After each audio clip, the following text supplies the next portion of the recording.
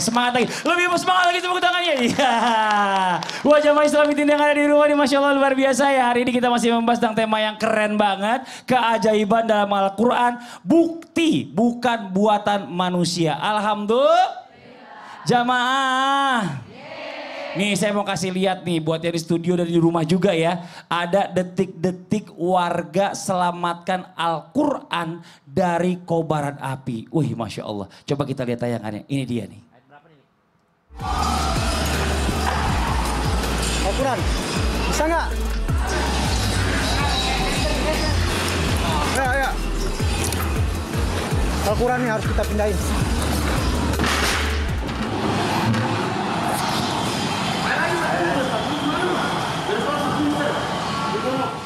Apakah ini juga salah satu yang dinamakan bahwa keajaiban Al-Quran mampu selamat dari kobaran api. Seperti Nabi Ibrahim. Mohon izin penjelasannya. Bismillahirrahmanirrahim. Tabai guru-guru yang dimuliakan Allah subhanahu wa ta'ala. Al-Quran surah Al-Ma'idah ayat 16. A'udzu billahi minasy syaithanir rajim. يهدي به الله من اتبع رضوانه سبل السلام ويخرجهم من الظلمات إلى النور بإذنه ويهديهم إلى صراط مستقيم. Al-Quran itu turun sebagai petunjuk manusia, bukan penangkal api. Jadi kalau ada orang bawa Quran tapi tidak sholat ya kebakar-kebakar juga. Kalau ada Quran di dalam rumahnya tapi tidak pernah dibaca ya jadi kuburan juga rumahnya. Jangan karena sudah ada Quran di rumahnya akhirnya merasa aman rumahnya dari segala macam bencana. Ntar Qurannya tidak terbakar. Ya Qurannya mungkin tidak terbakar tapi orangnya terbakar api neraka. Kenapa? Tidak pernah baca Quran. Sebenarnya kalau dikatakan bahwasanya Al-Quran tidak terbakar api ya tergantung bahannya. Kertasnya mungkin atau bahan apanya. Subhanallah banyak orang-orang yang bisa menghancurkan mushaf itu. Bahkan di luar negeri ada Islamofobia.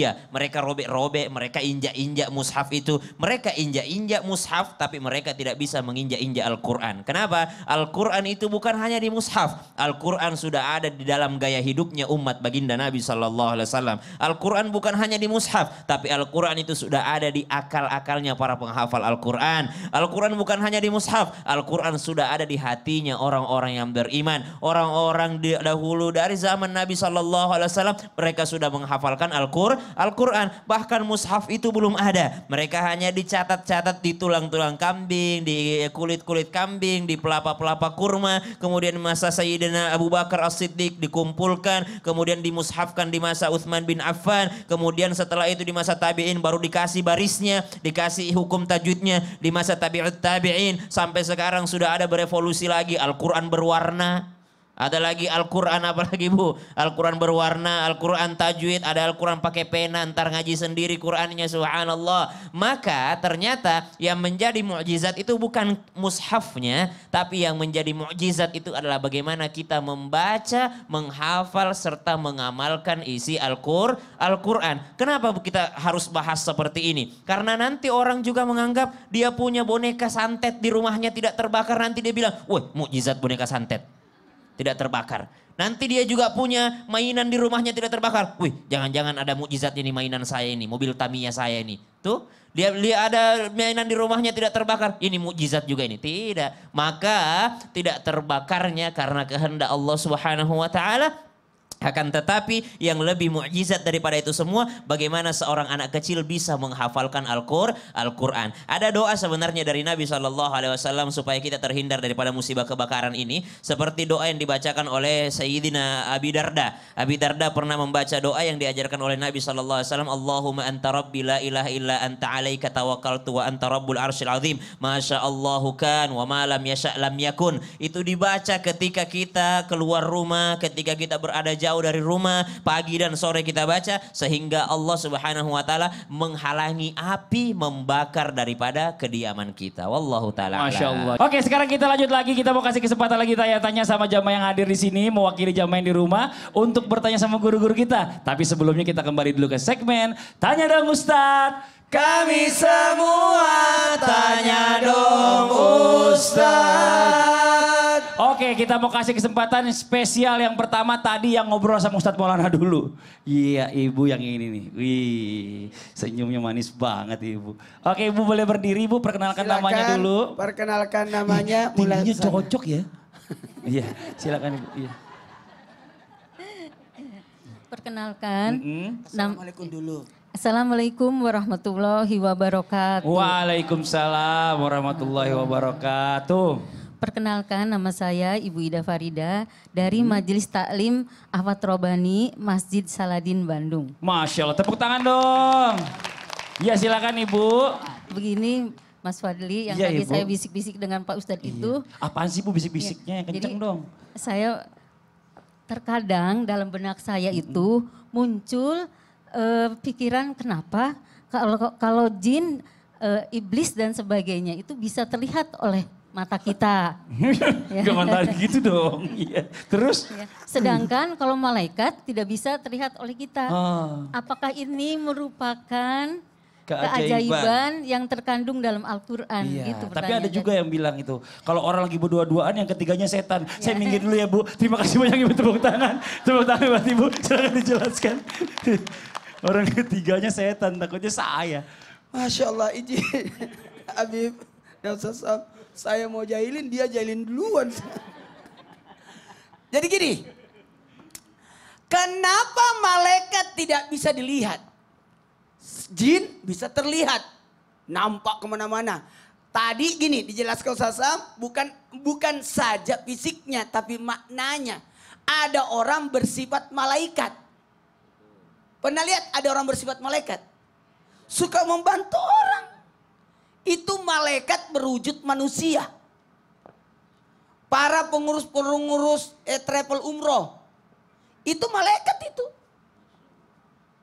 Rela untuk mengurus orang.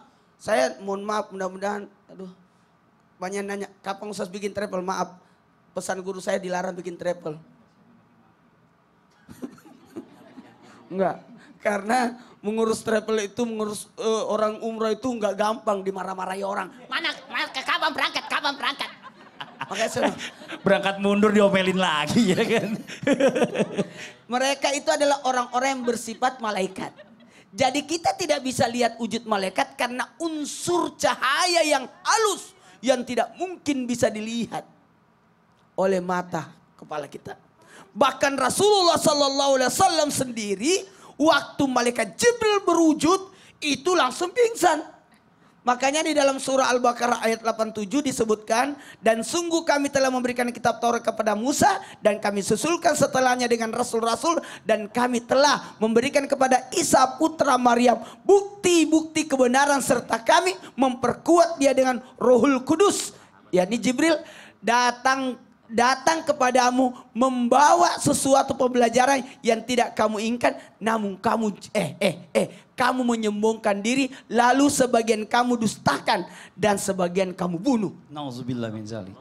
Saya nggak ngebunuh siapa-siapa, nauzubillah.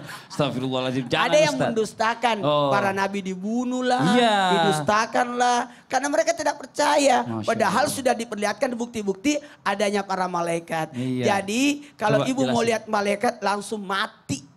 Iya, ada yang matanya buta kata Ustaz Syam. Iya. Ada cahaya yang Karena terlalu cahayanya masyat, nggak Masya Allah. sanggup mata kita. Rasulullah saja menggigil, Iya. bahkan pingsan waktu ketemu malaikat Jibril. Ibu mau pingsan Bu? Jangan. Ya Bu ya, jangan ya. Udah gak usah lihat lah Bu. Tepuk tangan dong buat Ibu nih, Masya Allah.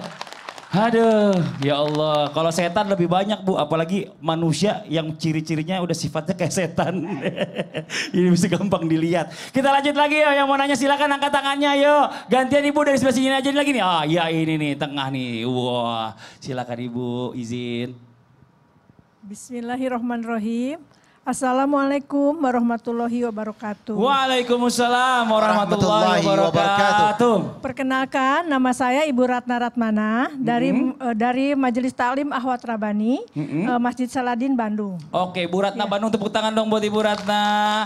Silakan Ibu Ratna pertanyaannya. Saya mau bertanya kepada Habib Usman. Habib Usman boleh Bu. Boleh, Bu. Pertanyaan, tapi apakah benar terbentuknya air hujan salah satu keajaiban yang tertera di dalam Al-Quran? Wah, Masya Mohon Allah. penjelasannya Habib Usman. Wah. Wassalamualaikum warahmatullahi wabarakatuh. Woi, waalaikumsalam. Tepuk tangan, makasih banyak Ibu. Nah ini hujan, Nabi nggak pernah belajar tentang hujan teorinya. Tapi ada di Al-Quran nggak? Mau Berarti coba firman jelasannya. Allah. Firman Allah. Silakan Bi, Fadol. Wan Mas Fadli Ustaz Syam, Ustaz Maulana.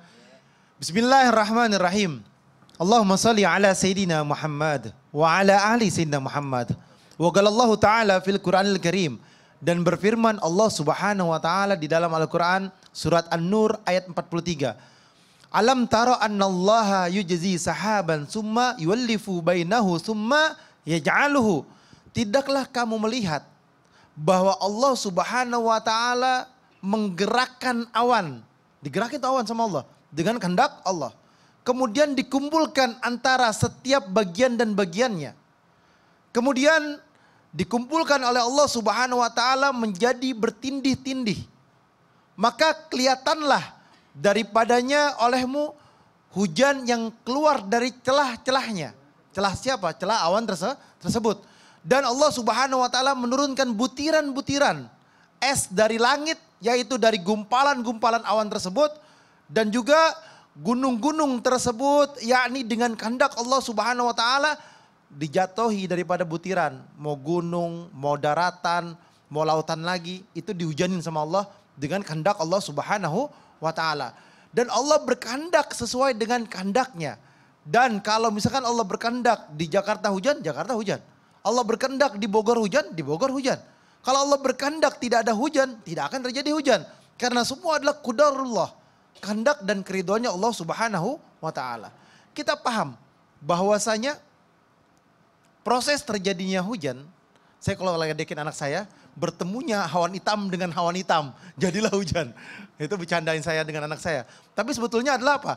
Adalah uap daripada lautan yang naik ke atas. Naik ke atas, ditampung oleh awan.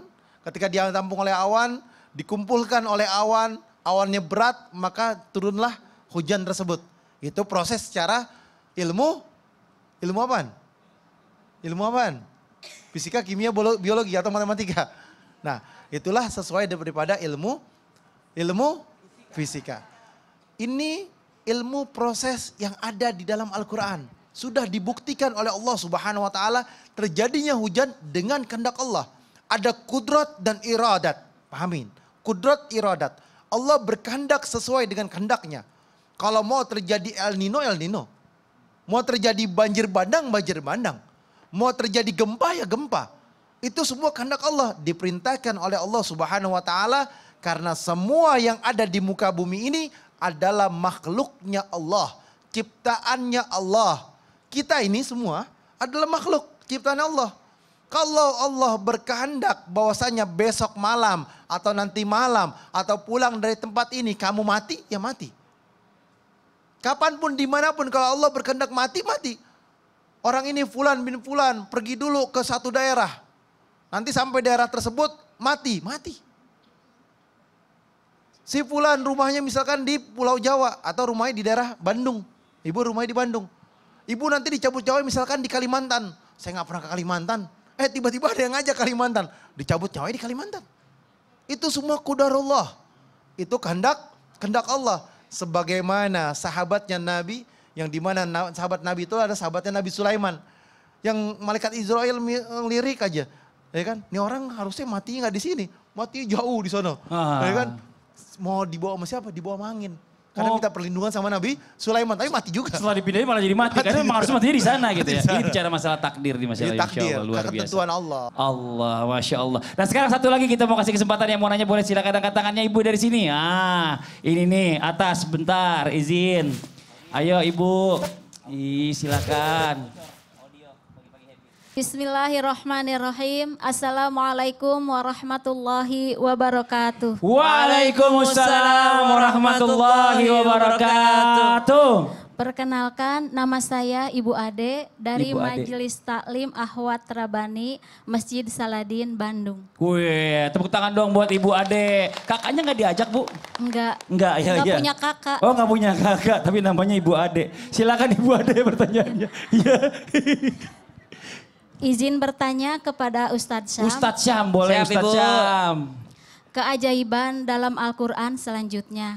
Yang saya ingin tanyakan, benarkah sudah tertera di dalam Al-Quran bahwa setiap manusia mempunyai sidik jari yang berbeda-beda? Wah, benar. Dan apakah cukup hanya dengan sidik jari bisa mengetahui siapa kita sebenarnya? Wah.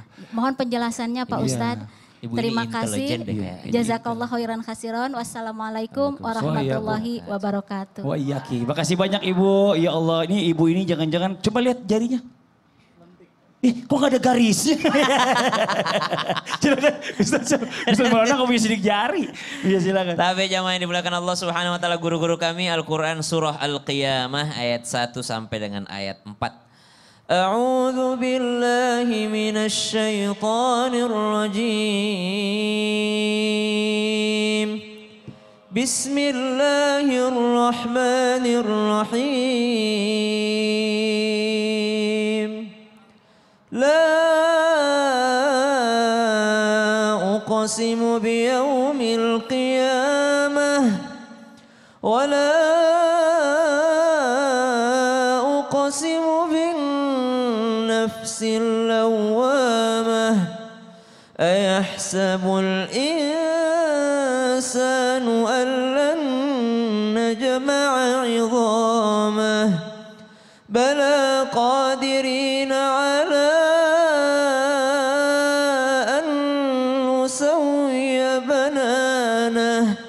بل يريد الإنسان ليفجر أمامه. Sadaqallahul azim. Allahumma arhamna bil Quran. Bahwasanya kita mesti meyakini tentang adanya hari kiamat yang diciptakan Allah Subhanahu wa taala. Hari kiamat, hari di mana semua apa yang kita lakukan di dunia ini dibalas oleh Allah Subhanahu wa taala. Dan di antara ayat-ayat yang kami bacakan barusan, apakah manusia mengira bahwa mereka tidak akan dikumpulkan kembali dari tulang belulangnya?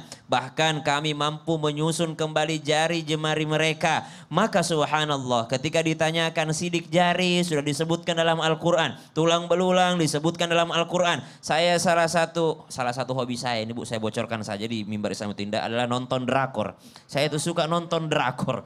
Salah satu drakor favorit saya itu judulnya Partnered in Justice. Partnered in Justice itu membahas tentang forensik. Bagaimana mayat yang sudah lama matinya di dalam kuburan itu masih bisa diidentifikasi kalau ada DNA tersangkanya di situ. Subhanallah. Dan ini kalau kita kaitkan dengan ayat-ayat Al-Quran. Bagaimana Allah Subhanahu wa taala menghancurkan itu tulang belulang. Tapi ternyata masih ada disisakan oleh Allah Subhanahu wa taala daripada tulang ekor itu. Subhanallah. Dan dari situ masih bisa kita tahu siapa ini orang. Berapa umurnya jenazah ini. Sudah berapa lama ini orang mati, penyebab kematiannya apa, itu bisa subhanallah dengan teknologi yang baru ada di zaman sekarang ini. Dan ternyata itu sudah disebutkan oleh baginda Nabi SAW melalui firman Allah Subhanahu wa taala. Ini kembali lagi-lagi membuktikan bahwa ternyata ayat-ayat Al-Quran itu bukan ciptaan buatan manusia. Bukan hanya berbicara tentang keindahan susunan bahasanya. Bukan hanya berbicara tentang kemukjizatan bagi kesehatan. Tapi ternyata ayat-ayat Al-Quran berbicara tentang masa lalu ada. Berbicara tentang masa Nabi ada. Berbicara tentang masa depan ada. Berbicara tentang kehidupan setelah kematian ada. Semuanya ada di dalam Al-Quran. Baik zaman dahulu ataupun zaman yang akan datang. Coba kita cari sekarang tongkatnya Nabi Musa. Mana? Sudah hilang. Kita cari perahunya Nabi Nuh. Tidak ada. Kita cari mukjizat yang lain daripada nabi-nabi yang lain. Semuanya sudah tidak ada. Tapi mukjizatnya Nabi Muhammad SAW masih ada sampai sekarang. Dan masih bisa digunakan sampai sekarang. Dimanfaatkan daripada mukjizat baginda baginda Nabi Muhammad SAW. Apa itu? Al-Quranul Karim. Ini Masya Allah. Dan buat jamaah Islam itu yang ada di rumah jangan kemana-mana dulu. Setelah ini kita lanjutkan lagi ya. Pokoknya jangan pindah channel. Masih banyak lagi yang dibahas. Tetap di Islam itu indah. Jamaah. Oh jamaah. Alhamdulillah. Lillah.